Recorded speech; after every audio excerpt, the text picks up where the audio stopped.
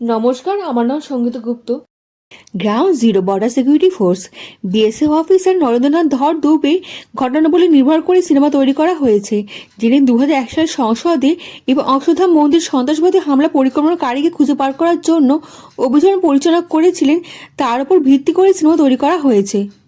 কাশ্মীরের এই ইনসিডেন্টকে রিপ্লিকেট করার জন্য কিছুটা হলো ওখানকার রিলেটিভ দেখিয়েছে কীভাবে কাশ্মীর লোকেদের ব্রেন ওয়াশ করে ইন্ডিয়ান আর্মির বিরুদ্ধে নিয়ে গিয়ে ইন্ডিয়ানদের মারা ষড়যন্ত্র করে। Ground zero BSF officer Narendranath Dhar Dubey বাস্তব জীবন ভিত্তি করে সিনেমা তৈরি করা হয়েছে, যিনি 2003 সালে অভিযানে ভারতীয় অন্যতম most wanted criminal Rana Tahib Nasid, যিনি গাজীবাবু নামেও পরিচিত, তাকে হত্যা করার ক্ষেত্রে গুরুত্বপূর্ণ ভূমিকা পালন করেছিলেন। ওখানকার বাচ্চাদের জান্নাতের স্বপ্ন দেখে মাইন্ড ডাইভার্ট করে দেওয়া হয়। ফার্স্ট হাফে এসব দেখানোর চক্করে মুভি বেশি বড় মনে হয়েছে। টেররিস্ট অ্যাকশন সিনগুলো দেখানোর সময় এত ইনফ্যাক্টফুল মনে হয়নি।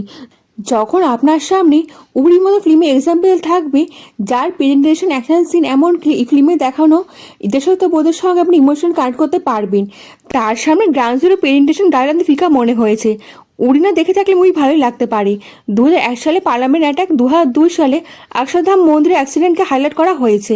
কেন কি করে হলো এটা দেখানো হয়নি। এই ঘটনার পিছনে বিএসএফ জওয়ানদের অবস্থা দেখানো হয়েছিল। তার উপর বেশি ফোকাস করা হয়েছে সিনেমার ভিতরে। এক্সট্রা ড্রামা অ্যাড করার জন্য সন্ত্রাসবাদী হামলার পিছনে মাস্টার মাইন্ড গ্রেপ্তারের আশেপাশে সিনেমার কাহিনী ঘুরতে থাকে। শুরু থেকে শেষ পর্যন্ত সন্ত্রাসবাদী হামলার পিছনে মাস্টার মাইন্ড ফিল্মে এমনভাবে লুকানো হয়েছে যেন কোনো বড় একটা রোল প্লে করতে চলেছে। নর্মালভাবে মাস্টার মাইন্ডকে রিভিল করা হয়েছে, যেটা অনেক ডিসঅ্যাপয়েন্ট করেছে। এই ফিল্মে কিছু কোড ব্যবহার করা হয়েছে, কোডগুলো যদি বিএসএফ জমানা ডিকোড করতো তাহলে ভালো লাগতো। এই ফিল্মের প্রেজেন্টেশন রিয়েল মনে হবে না, প্রেজেন্টেশন মামলায় ফিল্মে অ্যাভারেজ মনে হয়েছে। এই সিনেমা হাইপ বেশি নয়, তাই প্রচুর লোক সিনেমাতে যায়নি। ইমরান হাসমি একদিন ভালোই করে, কিন্তু ইমরান হাসমিকে দেখে বিএসএফ জওয়ান মনেই হচ্ছিল না। সিনেমা আবার দেখাই যেতে পারে। কেমন লাগলো আপনার ভিডিওটা কমেন্টে জানাতে কিন্তু ভুলবেন না।